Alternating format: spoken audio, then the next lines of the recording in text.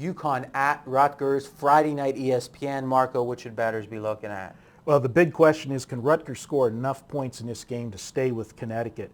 Rutgers, in 4 games this year, 3 of the 4, they've been held to 19 points or less. The only team that they tallied more than 19 points against this year was Norfolk State. So that big concerns on if Rutgers can move the ball consistently. So you're saying no? I'm not saying keeping up. I'm saying no, and I'm actually going to say both teams are going to have trouble moving the ball as we get digging into this game. Okay, so one thing that I think about this UConn team is I think in general they've been overperforming.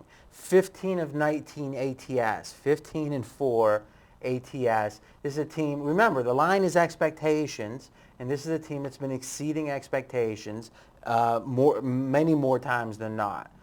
I also think that Michigan loss, which was clearly UConn doesn't get a national TV audience too often, that Michigan loss looked bad and doesn't look quite so bad right now, which makes me kind of like, want to play on UConn because, and clearly the reason that Michigan loss doesn't look so bad is Michigan's proved themselves to be a really good team. Now, how, as a handicapper, how do you look at that Michigan loss today by UConn compared to the day after the game? Oh, absolutely. I mean, Michigan's gone on. Offensively, they're a juggernaut. I mean, nobody's been able to slow that Michigan team down. So the fact that, actually, to be honest with you, they held them to one of their lower point totals of the year, if you want to be honest about it, with UConn against Michigan. But if you think back to it, going to the statement about, UConn over, achieving, I think if you go back to that first week of the season, if you remember, they were only a 3-point dog going into Michigan. I actually liked UConn. There was a lot of people that liked UConn in that game. So that's how, how high people were on Connecticut or how low they were on Michigan coming into this season. I'm looking at this game from a different perspective. Connecticut got it going the last 2 weeks. They scored 45 and 40 points. Now, you're going on a Thursday night football game, or Friday night. And so you're playing with a short week, and I know you got something on that in a minute. But if you got a team that scored 45 and 40, and then you look at the total and it's 42 and a half, John Q. Public's going to want to just automatically jump to the over. Even though Rutgers is a team that's been struggling to score, people just don't want to take an under on a total that low. And it's that low for a reason.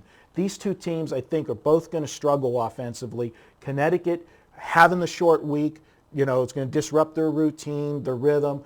I just see this as a defensive game, and that is the strong suit. But really, though, it sounds like you're reverse engineering here. It sounds like you like this for one reason, is you think it's a soccer game.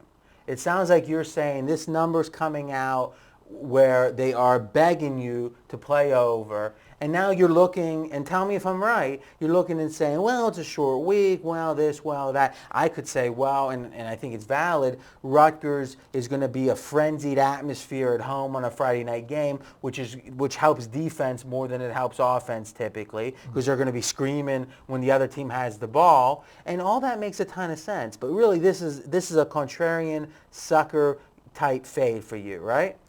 I hate to use the sucker, but I use the trap, yeah. This is a trap game. You're not getting trapped. You're going the other way. That's what I'm doing. All right. Here's one of the reasons in a fundamental handicap sense that I agree with you. Now, UConn's running back Todman had I think 190 yards last week, but 37 carries. That's a crazy amount of carries.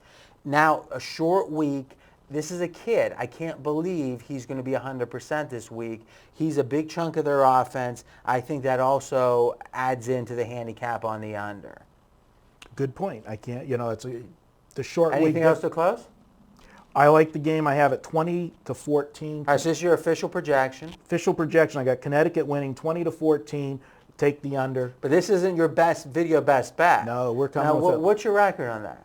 Funny you should ask. 5-0. 5-0 on your video best bet. How much did it cost people? Nothing. All right, now it's your turn to continue the conversation in the comments section with Marco and me. And next up on the next podcast and the next video, we're going to be talking about weekend college and pro football action.